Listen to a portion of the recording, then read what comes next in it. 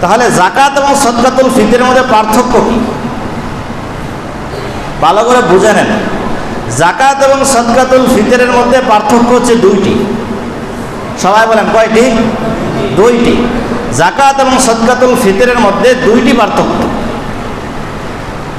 এক নাম্বার পার্থক্য, যাকাতের জন্য সম্পদ বর্ধনশীল হওয়া শর্ত। যাকাত সব সম্পদের উপর ওয়াজিব হয় না। যাকাতের জন্য সম্পদ হতে হবে বর্ধনশীল, অর্থাৎ স্বর্ণের উপর যাকাত আসবে, রূপার উপর যাকাত আসবে, নগদ টাকা পয়সার উপর যাকাত আসবে, ব্যবসায়িক পণ্যের উপর যাকাত আসবে, পশু পাখির উপর যাকাত আসে। এটা আমাদের দেশে খুব কম, বিরল। তাহলে এগুলো হচ্ছে বর্ধনশীল বস্তু। পক্ষান্তরে সদকাতুল ফিতর ওয়াজিব হওয়ার জন্য সম্পদ বর্ধনশীল হওয়া শর্ত না।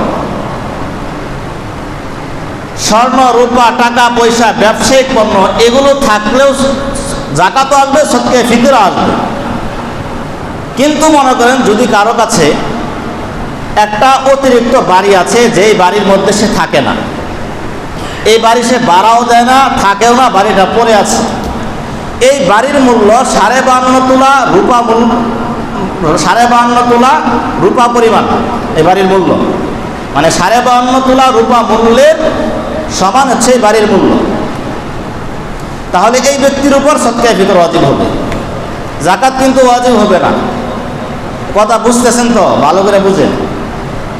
একটা বাড়ি আছে, এই বাড়িতে কেউ থাকেও না, এই বাড়ি ভাড়াও নাই, কিন্তু এই বাড়ির মূল্য 52.5 তোলা রূপা পরিমাণ সমান, 52.5 তোলা রূপার মূল্যের সমান এই বাড়ির মূল্য।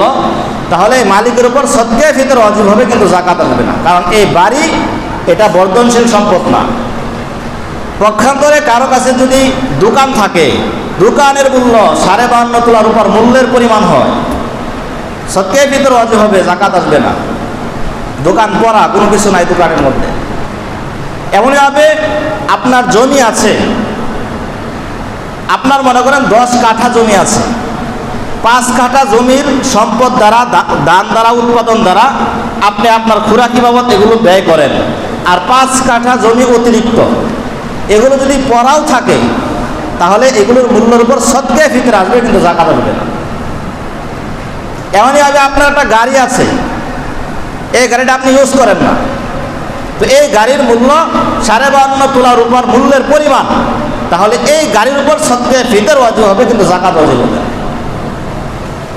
যাকাতের জন্য সম্পদ বর্ধনশীল হওয়া শর্ত, কিন্তু সদকায়ে ফিতরের জন্য এই শর্তটা নেই।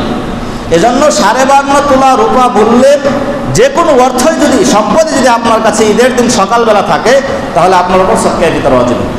সেটা পোশাকও হইতে পারে অতিরিক্ত। তাহলে 1 নাম্বার শর্ত হচ্ছে যাকাতের জন্য সম্পদ কি হওয়া শর্ত? কথা বলেন। একবার বললাম শব্দটা, যাকাতের জন্য সম্পদ বর্ধনশীল হওয়া শর্ত, আর সদকাতুল ফিতরের জন্য এটা শর্ত না। 2 নাম্বার শর্ত হচ্ছে যাকাতের উপর, যাকাতের সম্পদের উপর 1 বছর পূর্ণ অতিবাহিত হতে হয়। মানে আপনি আজকে সম্পদের মালিক হয়েছেন, আর 1 বছর ঘুরে যখন এই দিন আসবে, তখন আপনার ওই সম্পদের উপর যাকাত ওয়াজিব হবে। কিন্তু সদকাতের ফিতরের জন্য এটা শর্ত না।